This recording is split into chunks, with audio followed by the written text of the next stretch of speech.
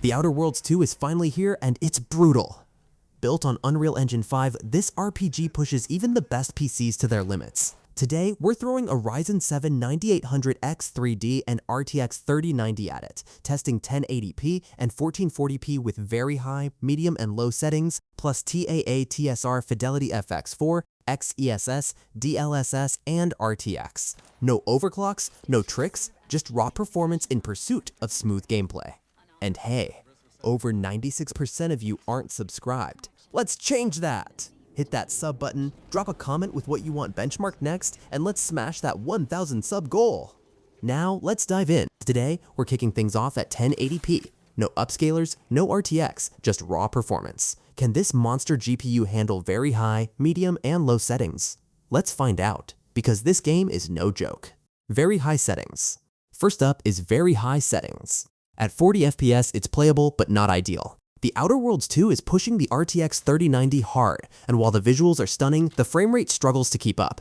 If you're all about immersion, this is doable, but competitive or high refresh gamers will want to dial it back. This is for story-driven players who prioritize visuals over frame rate, but if you're chasing smoothness, you'll want to drop to medium. Medium settings.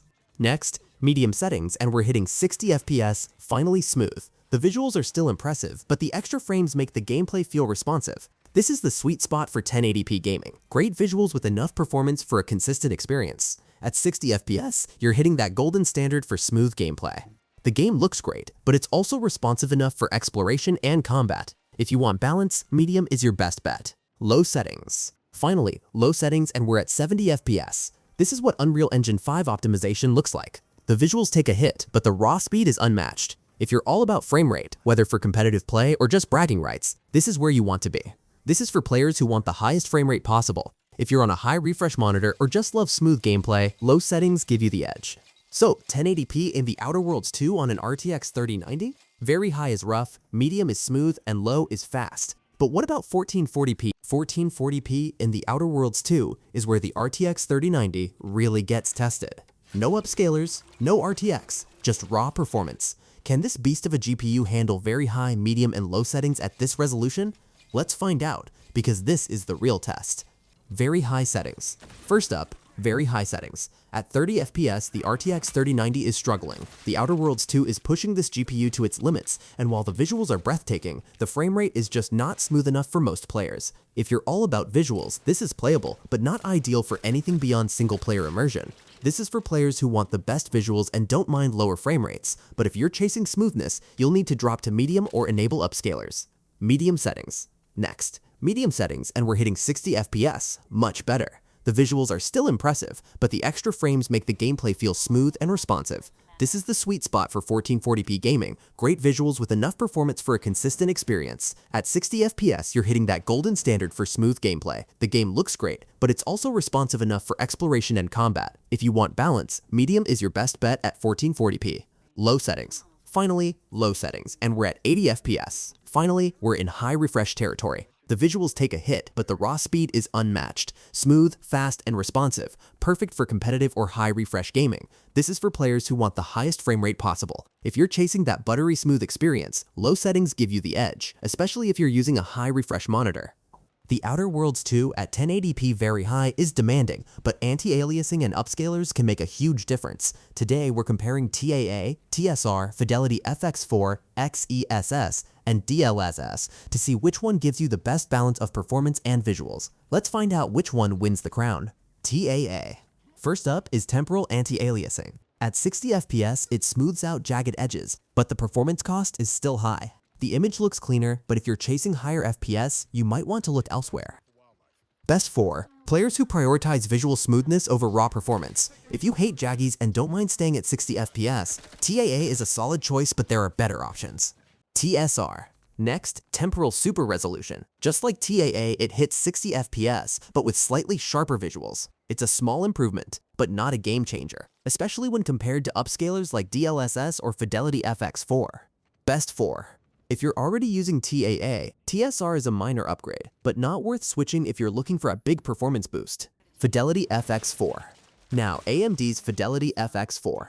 At 65 FPS, it delivers better visuals than TAA with a nice FPS boost. This is where things get interesting, sharper edges, less blur, and more performance. If you're on Team AMD, this is a great choice. Best for AMD users who want better visuals and performance. Fidelity FX4 is one of the best upscalers for non-NVIDIA GPUs, almost as good as DLSS in some cases. XESS. Intel's XESS matches Fidelity FX4 with 65 FPS, offering similar visual quality and performance. If you're on Intel Arc or a supported GPU, XESS is definitely worth trying. It's a strong alternative to FSR. Best for Intel GPU users or anyone who wants another option besides FSR. It's just as fast, with great visuals. No reason not to use it if your hardware supports it. DLSS. Finally, NVIDIA's DLSS. At 70 FPS, it's the best of both worlds, sharper visuals and the highest performance. DLSS reconstructs the image so well that it looks almost native, but with a massive FPS boost. Best for NVIDIA users who want the best performance and visuals. DLSS is the clear winner. If you've got an RTX GPU, this is the upscaler to use. So, which anti-aliasing or upscaler wins at 1080p very high? DLSS takes the crown, but Fidelity FX4 and XESS are close behind. If you're not on NVIDIA, those are fantastic alternatives. 1440p very high in the Outer Worlds 2 is brutal, even for an RTX 3090. But upscalers like TAA, TSR, XESS, Fidelity FX4, and DLSS can save the day. Today, we're testing them all to see which one delivers playable frame rates without sacrificing visuals. Let's find out which one wins. TAA.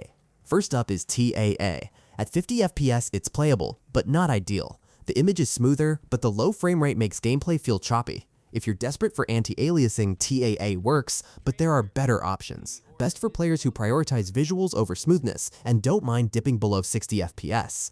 But if you want better performance, keep reading. TSR.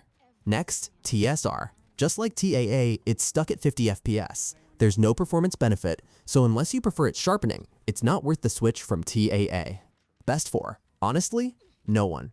If you're using TAA, TSR doesn't offer enough to justify switching.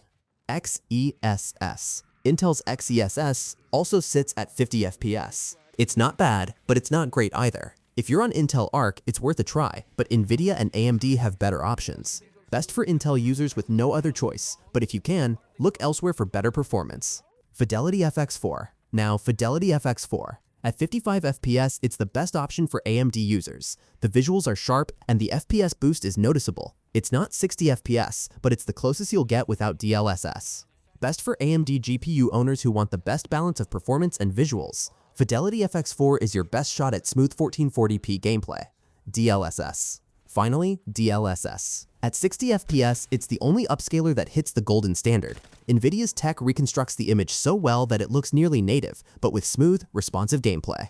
Best for NVIDIA users who want 60 FPS at 1440p very high. DLSS is the king. If you've got an RTX GPU, this is the only way to hit true 60 FPS in this demanding game. So, which upscaler wins at 1440p very high? DLSS is the clear champion, but Fidelity FX4 is a solid second for AMD users. TAA, TSR, and XESS just can't keep up. Ray tracing in the Outer Worlds 2 looks absolutely stunning, but at what cost? At 1080p very high with RTX, the RTX 3090 drops to just 40 FPS, the same as native. The visuals are next level, but the performance hit is brutal. Let's break it down. RTX on. With RTX enabled, the game transforms. Reflections, shadows, and lighting become cinematic, immersing you in the world like never before. But 40 FPS? That's not smooth. If you're all about visuals, it's worth it for single player, but competitive or high refresh gamers will struggle. Best for players who prioritize beauty over frame rate and don't mind lower FPS. But if you want smooth gameplay, you'll need to compromise or enable upscalers. 1440p very high with RTX in the Outer Worlds 2. It's stunning, but brutal. Even the RTX 3090 drops to 40 FPS, the same as 1080p.